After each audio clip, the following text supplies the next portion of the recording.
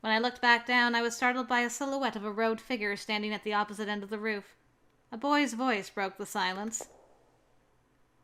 Well, I ain't seen your mug in a while, but it's not a pleasant night for a romantic stroll now, is it? His face was shadowed beneath the hood of his robe, but the shape of his figure was small and delicate. A blink of an eye, and that small figure could easily be gone with the weather. Bradley!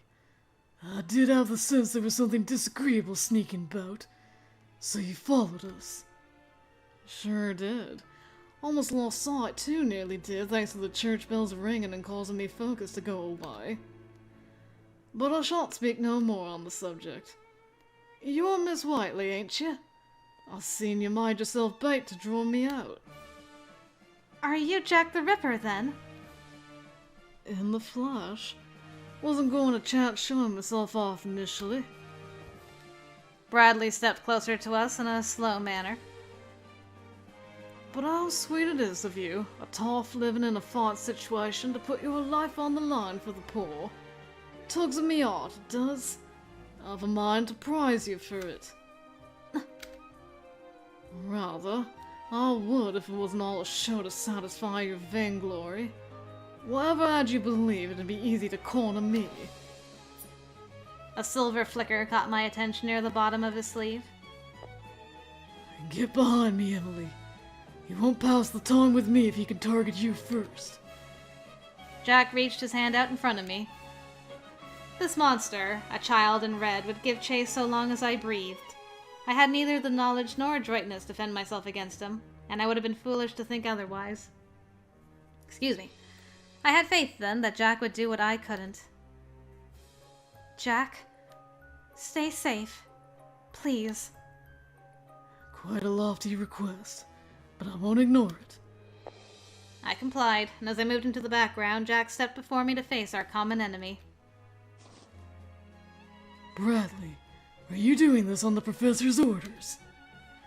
Not in particular, but use your damn head. It's just common sense, Eyewitnesses must be done away with so the organization can flourish.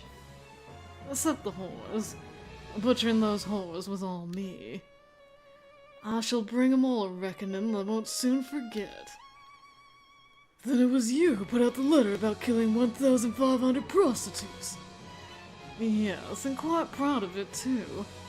Almost a chime I penned it in your style so no one knew it's me. We live in a place flush with penniless whores who drink their minds rotten, play loose to fuck strangers, and bring about more penniless sods who ain't never asked to be born. Me mum was one, you know. Never learnt a name. Just as well. A poor abandoned child like myself was only brought here to fuck and have more like me. Whores are the height of depravity. All I'm doing is granting them divine punishment. And when London is plunged into the depths of fear, the masses all turn their cogs the same, I lay. If only the police weren't so inept. If only Your Majesty wasn't so inept. London ain't never have been what it's turned into today. The police? Inept? What rubbish. The whole country's full of themselves. They complain about this, complain about nonsense, complain about the police's ineptitude, whilst they sit in complete security. And who gave them that security? Just how many officers still spend their nights at risk, their lives to protect them? Aw, Jack feels so strongly about the police. Jack narrowed the distance between him and Bradley. Aw, forgot how you dream of being a copper. Oh no, Bradley, don't say that. Jack wants to serve Scotland Yard and protect people. My heart. Oh no. Oh no. That's why he likes the police so much. This bean. Over the moon you was when you got to attend Arrington, even if it weren't for more than a mission. Shut up! pitiful babe. Shall never be a door you can step through because you're a worthless child born from a rubbish heap in a slum. Colonel Morn finds you hungry and parched, so you rise you as his own, and you go twist the knife in his back. I changed my mind. I shall damn well kill you first. A sinner for killing the Colonel. A sinner for not killing her. A sinner for being born in this filthy, squalid hole. It ain't too light to atone, so let me help you. This is how it should have been from the start. The first move was Jack's, who swung his iron claws aggressively downwards at Bradley's feet. That all? All strength, no skill. In turn, Bradley drew closer, fear non-existent, delivering his knife in a single hastened stroke that caused Jack to stifle his breath. That won't work. The only thing the blade touched was a small part of Jack's coat. It was a game of dodge and strike, stepping forwards and stepping back. The darkness made for excellent cover no matter where they moved, and they were both adept at using it. As I thought it would, the fog did indeed lift. I strained my eyes to look below, and to my surprise, I immediately met eyes with several officers scanning the rooftops. Did you hear that the sweet boy wants to join you? Will you stop trying to be mean to him, please, and murder him? Holmes and Watson were present as well. Look, up there! That's Miss Whiteley and Jack Millers? Why, he should be locked up in the Tower of London. What in God's name is he doing here? I don't know. I can only assume he's broken free of his cell, but it was on the top floor. That other boy has a knife in his possession. So there is more than one Ripper. I wouldn't be so quick to jump to conclusions. From where I'm standing, Jack Millers is trying to protect Miss Whiteley. I can't argue that, but whether he is or isn't doesn't change that she's in danger. Rescue Miss Whiteley and apprehend those boys, and prioritize her safety above all else. All remaining officers, seal off the area around Dorset Street. Sir! And so I watched the officers of Scotland Yard disperse. Can I come with you, Ryan? They're both very dear friends of mine. Of course. With me, then. Thanks. All right, Watson. We gotta protect our boy. The police are coming! They hurried upwards to us in an organized fashion. My footing on the rooftop had become a bit unstable in time, and though I struggled, seeing more in our ranks come to the rescue lightened my unease. It took no time at all before they poured along the rooftop from the very same staircase Jack and I had used. Emily! This way! Ryan? We didn't mean to take so long. This won't do. You stay out of this. Bradley would not have his prey escape. His attention shifted from Jack to me. I need the lady here as a witness to my victory. I shall give her a good ripping after, as one does. Or would you perhaps fancy being killed first? 'Cause I can arrange that. The fear that froze me before had seized hold of me again. Watch out! Woo! Oh man, that is so beautiful! That is so beautiful! The knife swiped with my throat as the target. I could see it coming closer, stretching to absorb my view no matter how wide my eyes grew in fear. But I was saved as Jack rushed to pull me close to him. Jack! Did you get hurt? I'm fine! I'm fine! You gone stupid on me, Bradley. I thought I made it plain that this is between you and me. Jack's eyes were inflamed with anger. Are you hurt, Emily? Get her away from here. See to it she's safe. Of course. This way, Emily. Yes, sir! I turned to meet Ryan. Damn, Copper. This ain't your business. Hello? They ain't your business either. Bradley, who once moved with a ferocious, spontaneous elegance at the start of his encounter with Jack, now stumbled and swayed, but not from fatigue. My instincts left me more curious than afraid. I think his drugs might be wearing off again. He's so uncertain on his feet. What happened? He moved with such speed before. Could it be drugs? Elixir, perhaps? What are you looking at? Ah! Bradley tossed a knife in my direction. I did flinch, but it missed by a significant distance. It had embedded itself on the roof, hitting no one. Thank goodness, I was worried Watson was going to jump in front of that. With no follow-up encounter, I took advantage of the opening and was led by Ryan away from the scene. My lady! I'm so glad you're all right. Pendleton! To see the genuine relief upon his face was a great comfort to me. But Pendleton, please! Save Jack! He's fighting the Ripper and all alone! Yes, I know. I've seen it all from down here. He was quick to respond to my concerns. I will assist him, so fear not. The Ripper has made himself known to us tonight, which makes for a perfect opportunity to dispose of him. Ah, but I see Holmes and Watson are keen to assist him as well. Oh my! When I last looked to the rooftop, Jack was alone. Now he was accompanied by two more figures, Holmes to his left and Watson to his right. The Three Musketeers! And the police are also ascending the stairs to corner him. Of course they are. Each of them has risked his life to pursue this case, and now the end is in sight. Right now, we all wish for the same thing Jack does.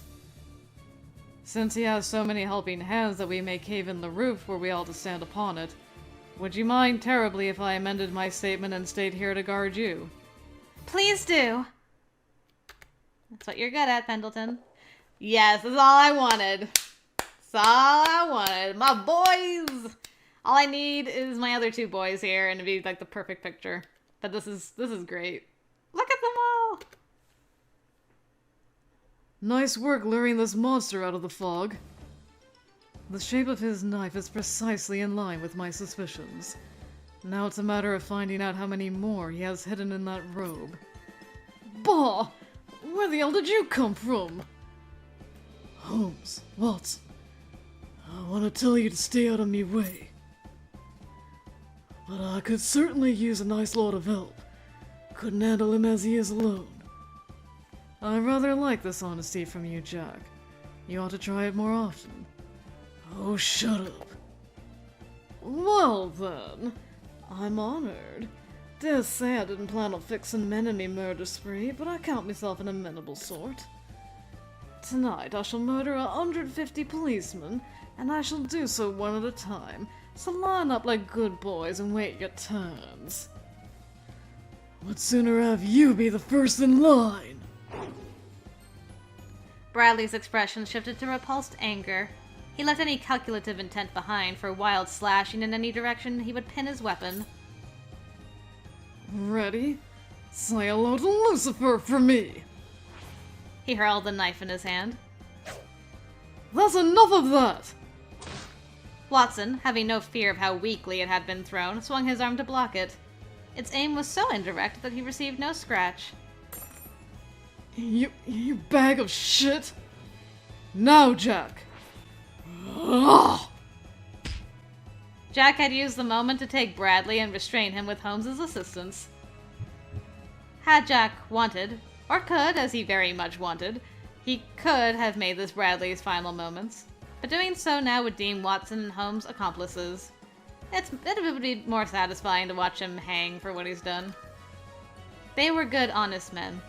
They and the police were good, honest people, living good, honest lives. In his pausing, with the body of a boy he sought to kill beneath him, he thought first how none of them deserved to live with the label of murderer. Would he have lived the childhood he was given if he could go back? If given the choice? Never ever would he have done it, and so he made the only choice he had. To not drag innocence into this ugliness he had come to know so well. Though Bradley had been subdued, victory on the side of the police was not absolute. Bradley was a monster in more ways than one, and his stamina limitless. What is it? You can parish me now, can't you? God. You really are soft-hearted, Jack. Bradley showed no terror in the face of death, with wide eyes of pure ecstasy that stared unblinkingly at Jack. With another knife hidden along his wrist, he wrestled free just enough to take aim at Holmes's arm. No. The blade met its target. Only a graze, but the loosening of Holmes's grip was all the boy needed. Bradley grabbed that same knife before it could fall and raised himself to target Jack's chest. Jack had not the time to expect this. Death was coming to him, dressed in red and wearing a hellish smile. Instinct took play as he moved his arms in front of him. The knife was flung away. Without pause, Jack took aim at Bradley's heart in retaliation. And then he stopped. Just short of piercing through flesh, Jack was unmoving. See? Much too soft, Jack. You've gotten so weak. Pitiful, sweet babe.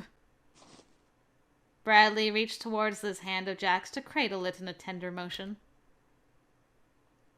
I'd give anything to have what you have. Friends like you got. He gave the blades on Jack's claws a firm, decided squeeze. Bradley! He rammed the blades backwards into his own chest. You... why? 'Cause... I ain't been took to a dark cell. No! Jack wanted to say something, anything, but nothing he said could mend a heart once pierced. He began to pull away in a dazed state. As his eyes began to mist over, Bradley watched his wound, fascinated. The way his muscles teared and his insides throbbed introduced him to a focus that he never knew possible. His sockets pumped around his eyes, his nerves delivered pain to his nails, his teeth, his tongue. Jesus Christ, it was everywhere. And with the right atrium having been pierced, bright red blood sprayed.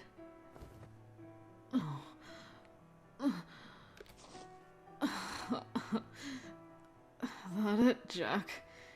You're so... weak. Weren't no...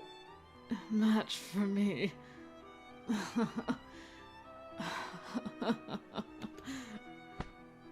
His knees buckled. Professor... I did insaucy Jack. Butchered him proper like I said I would. What a miserable sight it is to see a boy reduced to a drugged hallucination. Holmes's own wound was a scratch. The blood only wet the fabric of his arm, posing no danger to him. Were you watching, sir? Look forward to tomorrow's... paper. Do you remember the gruel we had? At the workhouse, Jack. So they knew each other when they were kids, and were taken in at the same time.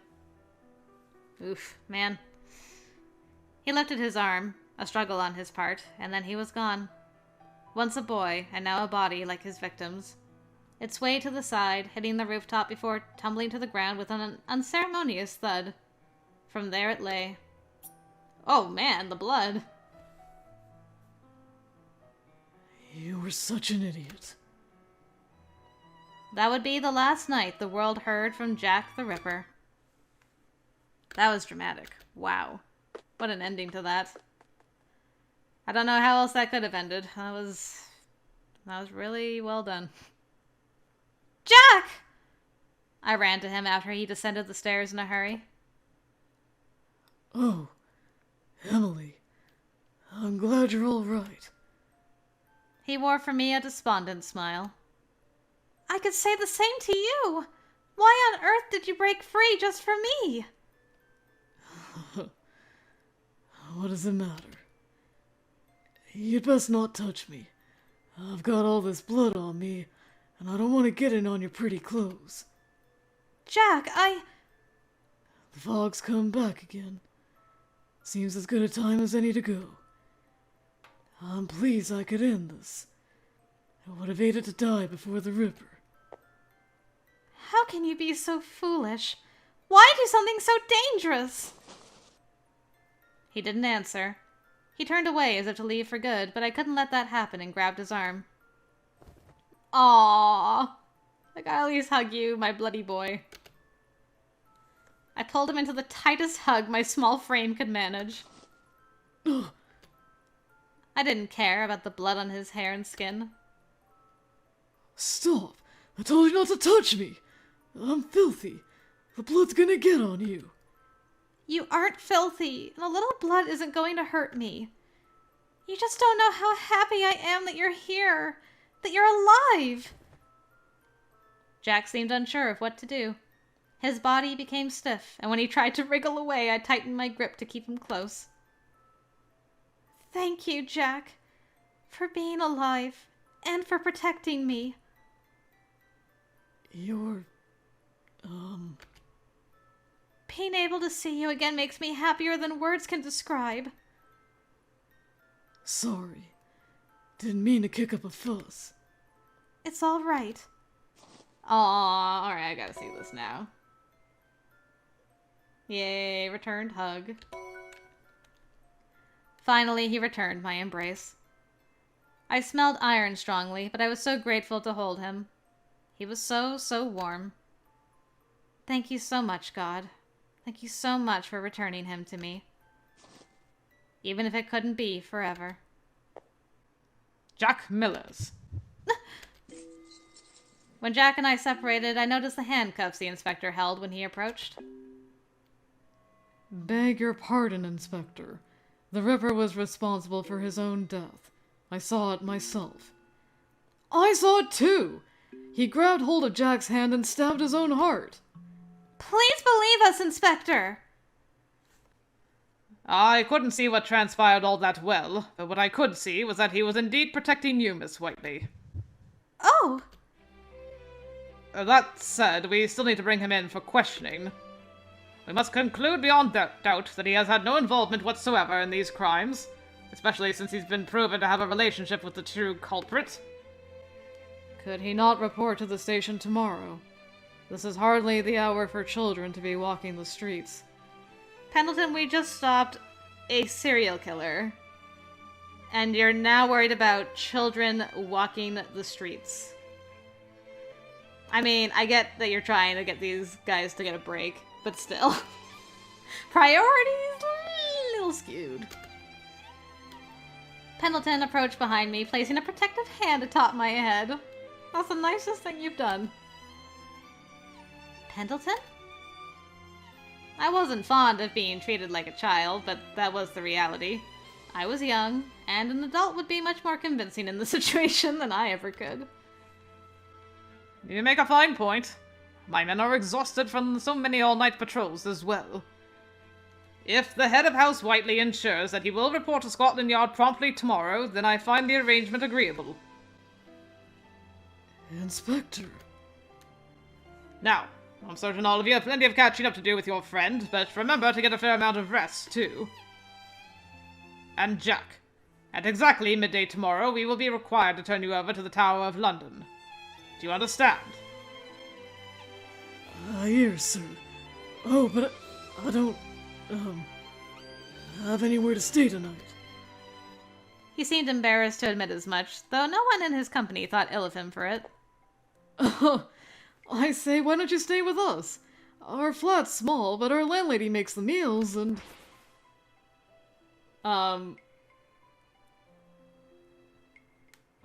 Are you doing like a very long, drawn-out Watson, or are you spelling his name as an adult in front of a kid? I really don't know. I guess I'll start by spelling it out, and then we'll see what happens if I change it in post.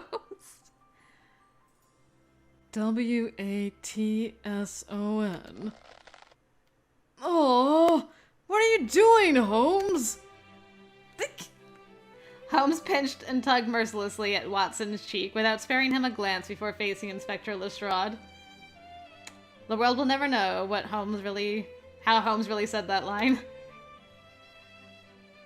Oh. I see what Holmes is doing. He's like, the boy is gonna die tomorrow. Let him spend the night with his lady love, dude. You can go and try and woo her tomorrow. The day after tomorrow. Let her have some time to grieve, too. Just, sheesh, man. I can't believe Holmes, of all people, was like, no, he's not coming with us. He's gotta go with Emily. Thank you, Holmes. I do love you. It is a shame, Inspector, but we're in the midst of sorting through case files. The place is in shambles, leaving us with no extra rooms for guests. Might I suggest that he stays in one of the Whiteley Mansion's guest rooms? I hear that a certain meddlesome young woman has left its butler and maids parched for someone docile to look after. Gracious me! Whoever could you be referring to?